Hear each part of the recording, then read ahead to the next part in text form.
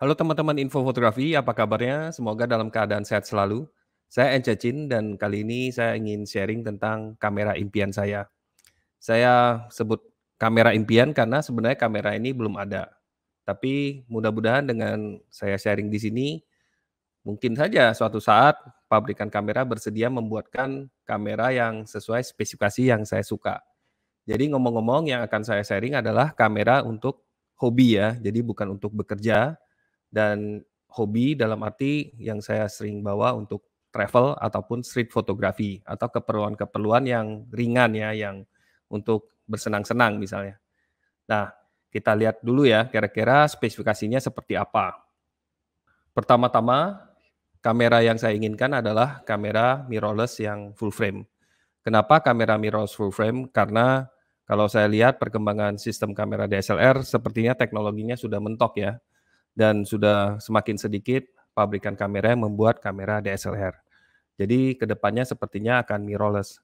Tapi saya inginkan kamera yang sensornya full frame untuk mendapatkan kualitas foto yang terbaik yang dalam ukuran yang tidak terlalu besar ya. Yang kedua tentunya dengan kamera yang full frame sensornya, maka ISO tingginya tentunya lebih bersih dari noise dan kemudian memiliki dynamic range yang lebih bagus. Yang akan saya jelaskan nanti dynamic range itu sebenarnya apa ya. Nah, lalu sistem autofocusnya juga harus cepat dan tidak hanya cepat harus akurat juga ya. Jadi kalau misalnya lelet nanti untuk street photography atau travel photography yang kebanyakan subjeknya bergerak itu tentunya akan tidak fokus jadi masalah juga. Jadi harusnya kamera tersebut bisa mengunci fokus dengan cepat dan kita bisa percaya dengan akurasinya. Kemudian yang sangat membantu di lapangan kalau misalnya kameranya memiliki tilt LCD ya, seperti kamera di sini, memungkinkan kita untuk foto low angle atau high angle dengan lebih mudah. Jadi kita tidak perlu terlalu jongkok atau bahkan tiarap ya. Jadi kita bisa muter LCD-nya sehingga kita masih bisa melihat apa yang kita foto atau kita rekam, misalnya bisa untuk video juga. Nah, itu dengan mudah ya, oke. Lalu juga harapan saya adalah kameranya memiliki in-body stabilization yang bagus.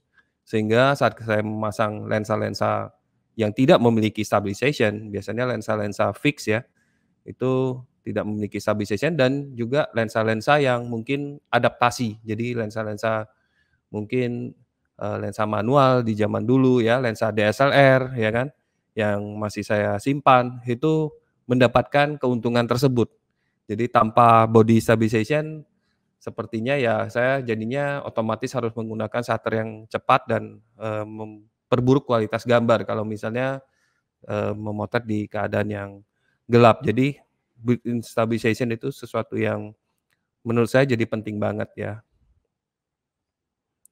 Lalu desainnya juga saya lebih suka desain gaya rangefinder yang juga seperti kamera seperti ini, dia flat ya, topnya dia datar, tidak memiliki punuk ya. Kalau yang memiliki punuk dengan pegangan yang besar, itu adalah gaya kamera DSLR ya. Kenapa rangefinder? Karena pertama jendela bidiknya itu ada sebelah kiri, karena untungnya saya dominannya mata kanan, jadi sebagian wajah saya jadi terbuka ya, jadi tidak tertutup keseluruhan kamera. Kalau DSLR kan kita nutupin wajah kita. Jadi waktu kita travel, orang atau subjek yang menjadi subjek foto kita itu merasa lebih nyaman karena dia bisa melihat wajah kita ya.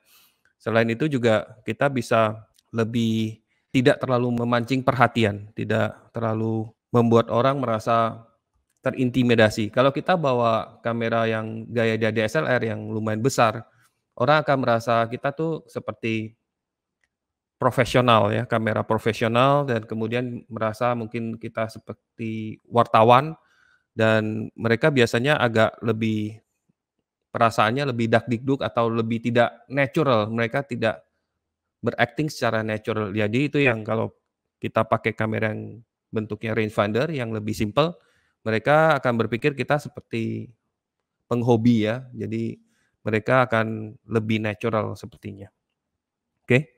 Dan kemudian beratnya ya, jadi berat itu saya tidak suka juga kalau kameranya terlalu ringan. saya lebih cenderung lebih baik memiliki kamera yang bobotnya cukup tapi tidak memberatkan. Kalau kamera yang sudah mencapai 1 kilo itu tentunya menjadi agak sedikit berat ya bagi saya. Jadi kalau misalnya berat kamera itu sekitar 500 gram sampai 600 gram, saya pikir dia bobotnya cukup, jadi tidak terlalu ringan. Kalau terlalu ringan juga ada masalah. Masalahnya saat kita memasang lensa yang agak panjang, ya mungkin lensanya, juga 0,5 kilo atau 1 kilo, kalau kameranya cuman 300 gram misalnya, itu akan memberatkan, handling kita. Jadi sebaiknya saya pikir kameranya sekitar 600 gram lah idealnya. Oke. Nah, tadi saya juga udah sebutkan kenapa saya suka kamera mirrorless yang full frame ya.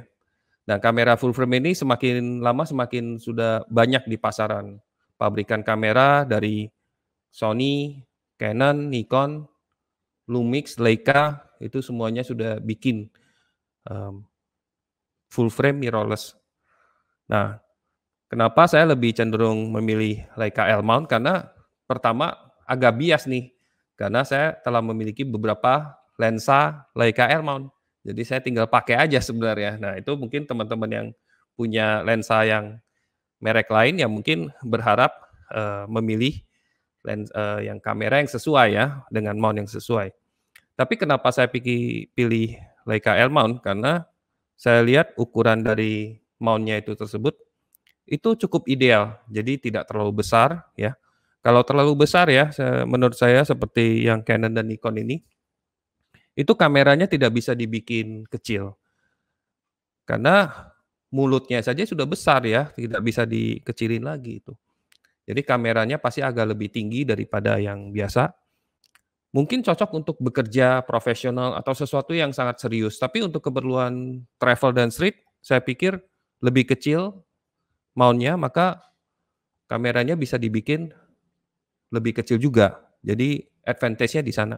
Tapi kalau terlalu kecil, biasanya juga mengundang masalah karena misalnya fotonya bisa cenderung bisa lebih vignette atau konstruksi lensanya terpaksa harus bentuknya harus besar ya, jadi corongnya harus besar di ke depan.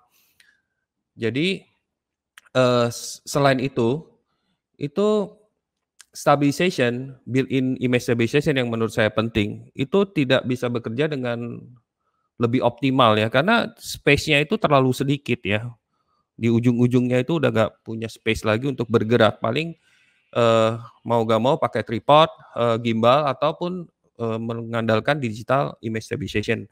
Sedangkan kalau misalnya yang besar, memang lebih leluasa. Kita lihat sensornya itu bisa bergerak ke mana-mana dengan mudah untuk menyeimbangkan shake yang ditimbulkan oleh handling kamera kita. Jadi, saya pikir kalau Leica L-mount itu lumayan, jadi dia masih punya celah ya. Ya tentunya yang terbaik mungkin kalau yang Canon RF sama Nikon Z itu peluang untuk stabilization-nya lebih tinggi lagi. Tapi untuk supaya ukurannya pas, saya pikir Leica L-mount itu sudah ideal dan kebetulan seperti saya bilang tadi, karena bias saya punya banyak kamera atau lensa, Leica L-mount, ya. Nah, soal kualitas gambar tentunya kalau menggunakan sensor yang full frame, tentunya punya keuntungan di sini, di mana dynamic range-nya itu lebih bagus daripada sensor yang lebih kecil ya. Jadi kalau teman-teman lihat di sini dalam keadaan sulit ya, saya foto di Kamboja ini, kalau teman-teman lihat kan banyak bagian yang sangat gelap di sini, dan ada bagian yang sangat terang misalnya di langit atau yang kena sinar cahaya matahari secara langsung. Jadi dengan kamera full frame, jadi memudahkan sekali untuk merestorasi bagian-bagian yang gelap, jadi detailnya jadi lebih nampak, dan bagian yang terlalu terang juga misalnya seperti bagian langit, itu kita bisa mendapatkan detail kembali, dari warna birunya bisa dapat dan bagian yang gelapnya kita juga dapat detail yang lebih bagus, ya. Jadi itu yang prioritas utama saya waktu travel karena saya sering menghadapi keadaan-keadaan tersebut. Nah, jadi sebenarnya banyak sih kamera-kamera yang menurut saya menyerupai kamera idaman saya. Jadi banyak ya beberapa kamera udah ada yang bentuknya dan spesifikasinya juga sudah mirip, tapi selalu ada yang masih kurang nih ya. Misalnya kalau kita lihat yang kamera Lumix GX9 ini bentuknya sudah rangefinder, punya jendela bidik di tepi, kemudian tiered LCD, tapi sayangnya sensornya bukan full frame, tapi four touch ya, micro four touch ya.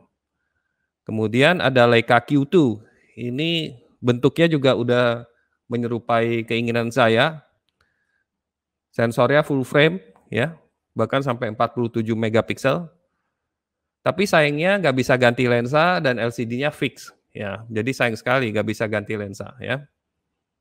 Lalu ada juga Sigma FP, ini kamera mirrorless full frame yang paling kecil, tapi kembali lagi ini terlalu barebone bagi saya, terlalu simplistik. Dia nggak punya shutter ya, mengandalkan electronic shutter, dia nggak punya hot shoe untuk pasang aksesoris seperti flash, nggak punya pegangan, ya meskipun ada optional grip kita bisa beli.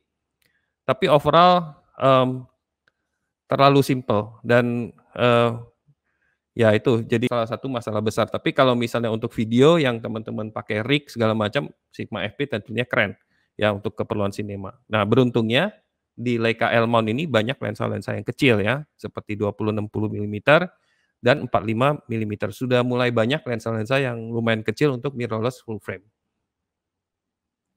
Nah, ini kamera yang sebenarnya udah lama ya. Dulu sempat saya perhatiin dan hampir saya juga beli ya kamera ini, yaitu dari Lumix, yaitu Lumix L1 dan Leica Digilux 3. Jadi ini kembaran, cuman desainnya agak sedikit berbeda. Nah, ini kamera DSLR dengan sensor 4 touch. Jadi kalau saya lihat dari bentuknya sudah hampir sama dengan apa yang saya suka ya. Jadi mungkin kalau mirrorless full frame itu desainnya bakal mirip-mirip seperti ini, sedikit lebih tebal, nggak apa-apa karena wajar ya, karena sensornya full frame, mungkin elektroniknya perlu ada image stabilization, mungkin ada LCD layar yang lebih besar, dan punya jendela bidik yang bagus, seperti itu. Nggak masalah. Jadi saya harapkan mungkin ke depannya, mungkin dari Lumix atau Leica atau Sigma, kembali membuat kamera dengan bentuk seperti ini, tapi dengan teknologi yang lebih canggih, bisa ganti lensa, tiered LCD, punya image stabilization, dan yang paling penting juga sensornya bagus ya, sensornya full frame.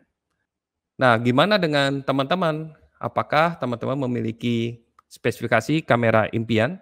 Kalau ada, silakan tulis di bagian komentar. Sampai jumpa di video berikutnya. Bye-bye.